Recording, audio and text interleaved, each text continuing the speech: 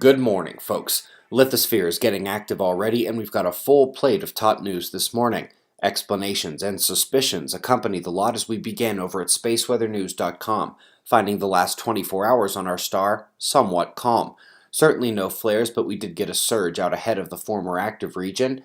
It indeed signified the breakup of that group, but for a small area at what was the leading portion.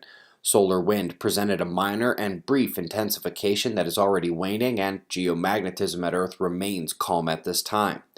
The next significant space weather of note should be the arrival of the stream from this coronal hole. It is indeed the progenitor of this weekend's earthquake watch as well. You heard about that yesterday. And a tremendously rare 5.3 struck off the coast of LA.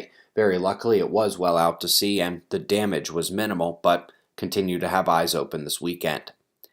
Let's come now to the Whirlpool Galaxy, M51. Scientists were studying the fine structure of the region, and when they ghosted the image over on the right side, they began to notice a dark patch above the interacting groups. It appears here as the dark gray bit I've enclosed in parentheses.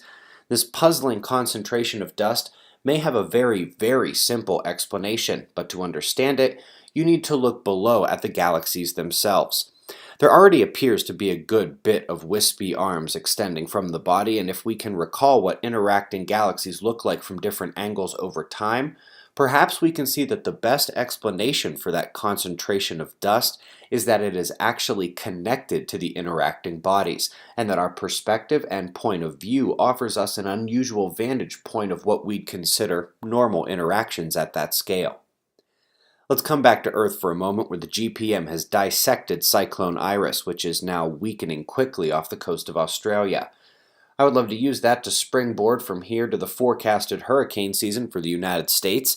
CSU indeed predicts an above-average year in terms of hurricanes, sort of matching more or less what actually happened last year when things were forecast to be close to normal. Okay, let's come back out to space for our last two stories.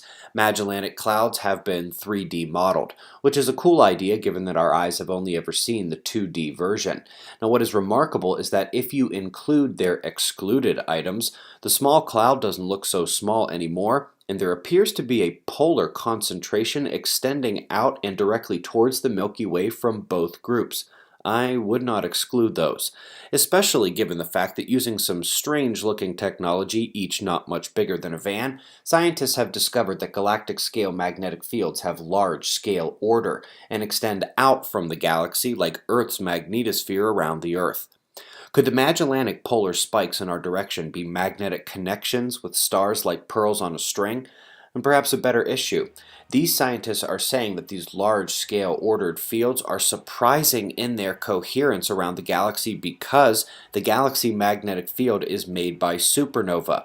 One might suggest that a better explanation of the field generation, instead involving electricity, could provide a less confusing explanation. Folks, I'm not sure if you've had the chance to see all the uploads outside of these morning shows the last 2 days.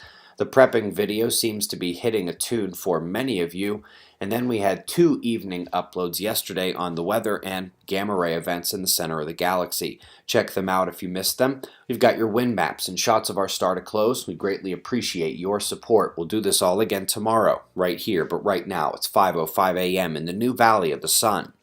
Eyes open, no fear. Be safe, everyone.